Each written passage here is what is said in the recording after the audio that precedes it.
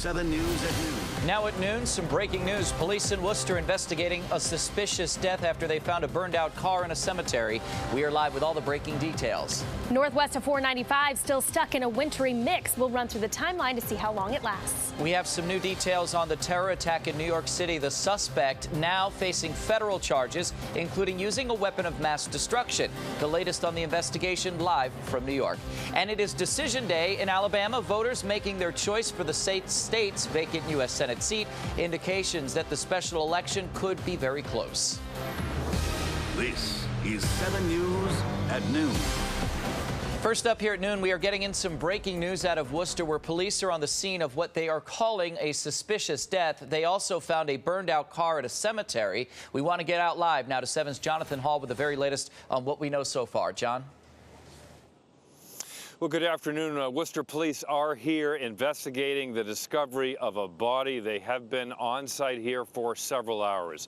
We'll show you some pictures of a burned out car that is sitting here at the cemetery. It's called the Mount Hope Cemetery, a massive cemetery in Worcester. Now, police have set up a white tent. They have crime scene experts here. They have white booties on to protect evidence as they go through the car and the surrounding area.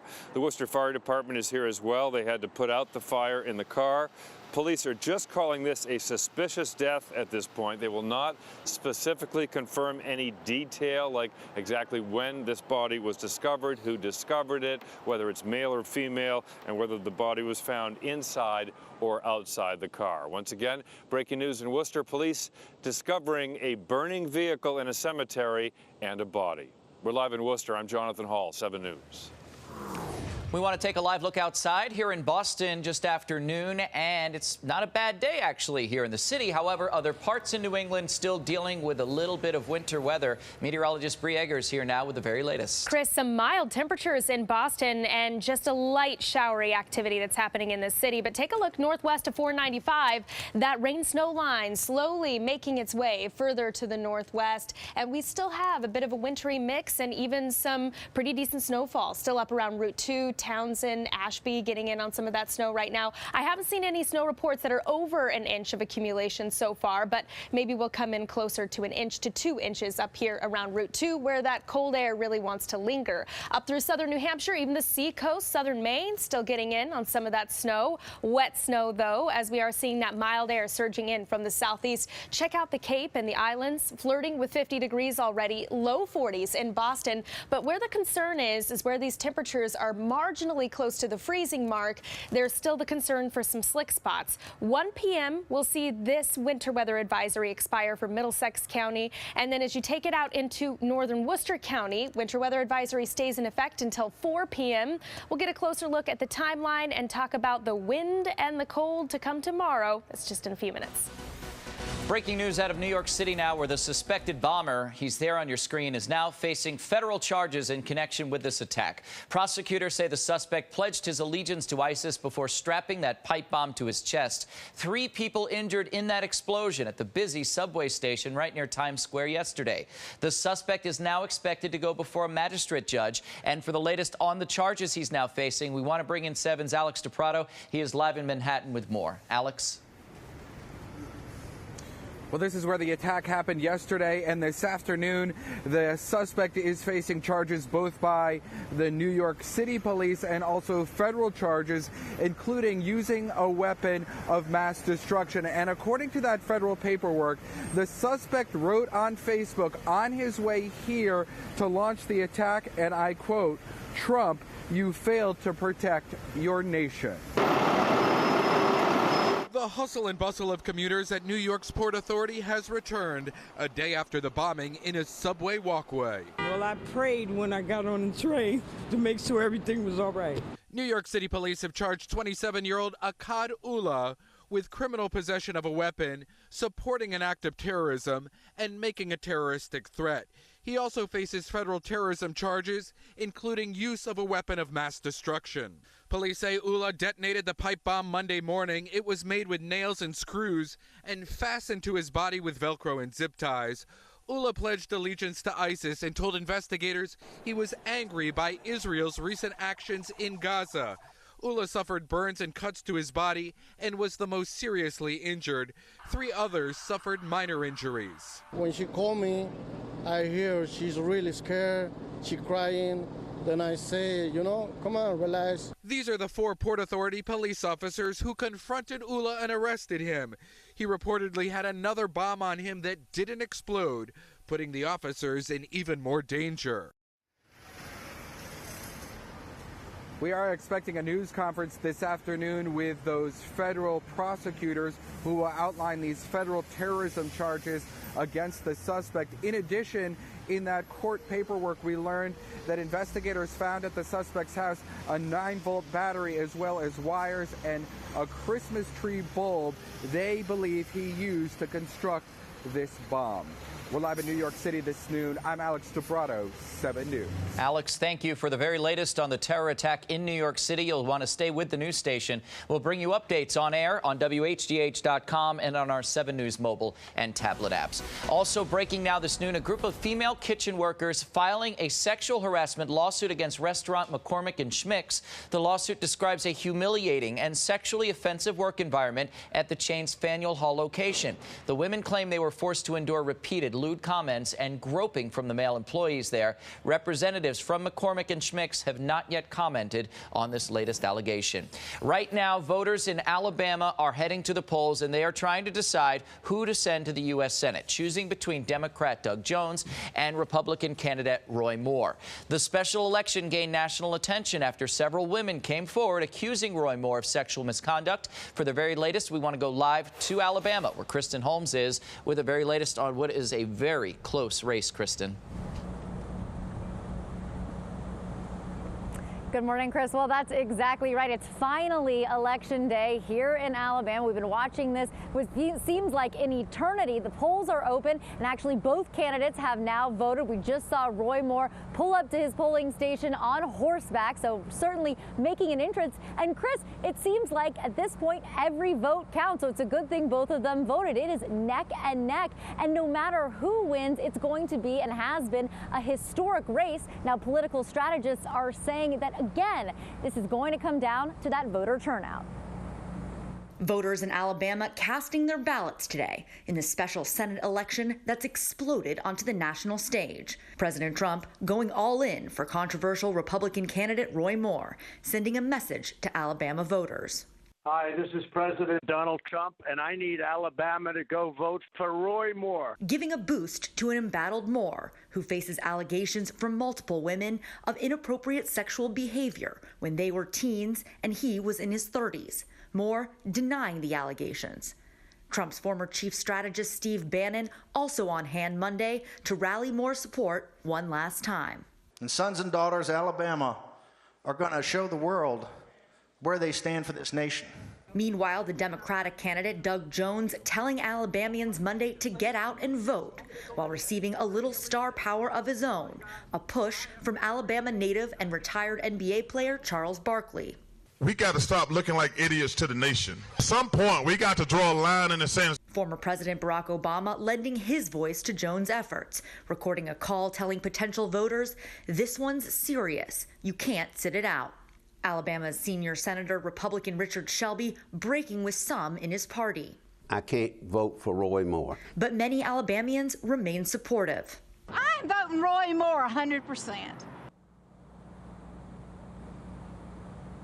And Democrat Doug Jones has been courting black voters here in Alabama, but many believe it's not just about voter increase in that community, that he'd actually have to flip some moderate Republicans as well as for some Republicans simply to sit out in order to win. Now, we did speak with one woman who's walking around down here. She was asking us, this is actually behind me. That's where Roy Moore will be tonight. And she had been canvassing for Doug Jones. Now, she says that the energy is here, the enthusiasm is here, and she believes that Alabama will send a Democrat to the Senate for the first time in decades. But, Chris, we are watching this carefully, and all eyes really across the country are watching this election today and seeing how it turns out. Reporting live from Montgomery, Alabama, I'm Kristen Holmes, 7 News. News. Kristen, thank you. And President Trump taking to Twitter to fire back at a New York Senator, Kirsten Gillibrand.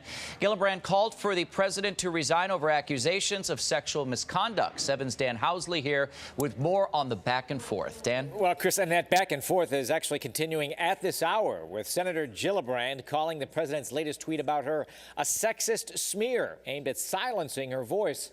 The New York senator insisting she won't be silenced when it comes to the issue of sexual harassment. President Trump taking to Twitter this morning to take on New York Senator Kirsten Gillibrand after she called on the president to resign over renewed accusations of sexual misconduct. President Trump lashing out at Senator Gillibrand in a tweet that reads, "Lightweight Senator Kirsten Gillibrand, a total flunky for Chuck Schumer and someone who had come to my office begging for campaign contributions not so long ago and would do anything for them, is now in the ring fighting against Trump. Very disloyal to Bill and crooked used." The president's attack coming hours after Senator Gillibrand reacted to 3 women holding a news conference calling for a congressional investigation of accusations they made before the election. President Trump should resign. These allegations are credible. They are numerous. I've heard these women's testimony, and many of them are heartbreaking. Senator Gillibrand has responded to President Trump's Twitter attack with a tweet of her own, reading, "You cannot silence me," or the millions of women who have gotten off the sidelines to speak out about the unfitness and shame you have brought to the Oval Office. The president continues to deny accusations, tweeting this morning, "Despite thousands of hours wasted and many millions of dollars spent, the Democrats have been unable to show any collusion with Russia. So now they're moving on to the false accusations and fabricated stories of women who I don't know and or have never met. Fake news." And Senator Gillibrand getting a lot of support from Democrats in both houses of Congress. Connecticut Senator Richard Blumenthal, for example, tweeting, "I stand with Senator Gillibrand," adding, "America must reject Trump's sexist slurs." Live in the newsroom, Dan Housley, 7 News. Developing this noon, Hall of Famer Marshall Faulk, former Patriot Heath Evans, who you see in the middle of your screen, and former Steeler Ike Taylor have been suspended from the NFL Network over accusations of sexual harassment and assault. A former wardrobe stylist at the NFL Network filing a lawsuit claiming that she was sexually harassed by the on-air talent, as well as a former executive producer and an NFL talent coordinator. 2 former employees were also named in this report. Coming up here on 7 News at noon, firefighters may be finally getting the break they need in their week-long battle against those wildfires scorching Southern California. And later, a 9-year-old boy in Methuen facing some troubling charges after teachers found a dangerous weapon inside of his backpack at school. Some inland areas still with a wintry mix, but nearing 50 degrees across the Cape and the islands. We'll break it all down coming up next in the forecast. And an iconic site at Fenway Park will be disappearing. The Red Sox pulling a switch when it comes to the official team beer.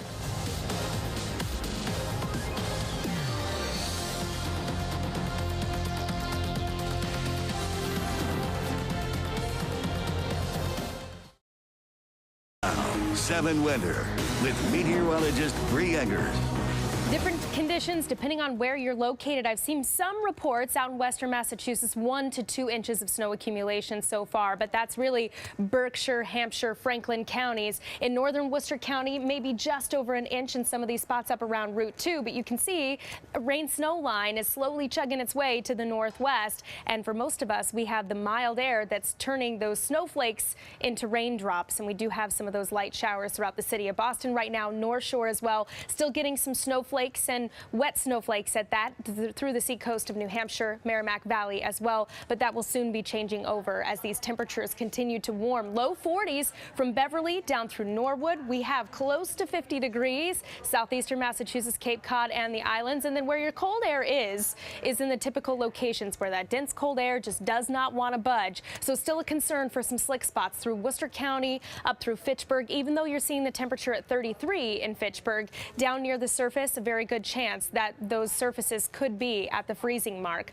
So winter weather advisory will continue to stretch until 4 p.m. for Worcester County. Outside and northwest of 128, that'll expire at 1 p.m. again because of that mild air that's coming into play for us. Running through the timeline here, I think it's a little quick to warm up those temperatures to the north and west of 495. So we're still going to watch this area, as I mentioned, until 4 p.m. That's when this changes over to a cold rain for all of us, though temperatures in Worcester County stuck in the 30s. 40s today, and there could even be a rumble of thunder as we head into the late afternoon hours with some of this shower activity wrapping up for the evening commute and then remaining dry through the overnight hours. Now, tomorrow there is a chance we get a squall or a quick snow shower to blast through here in isolated locations, but that again is something we'll deal with tomorrow morning. At the end of today, how much snow could we see? As I mentioned before, about an inch up around Route 2 already, so a coating to 2 inches. Fitchburg, even stretching down through Worcester, slushy coating, a good possibility, and then changing to some of that crunchy stuff, freezing rain,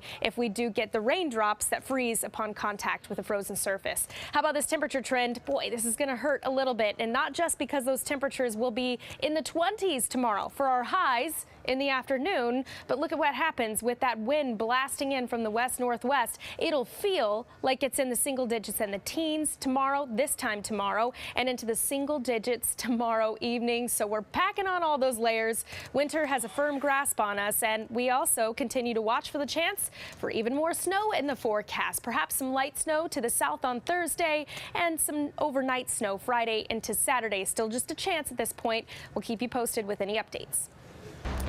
Let's talk baseball and the Red Sox. Some changes coming to Fenway Park, but it doesn't involve any big free agent signings, at least not yet. This change happening off the field, and fans can't help but take notice. We want to go out live to Fenway Park. 7's John Coco is there with all the details. John, what's the big change here?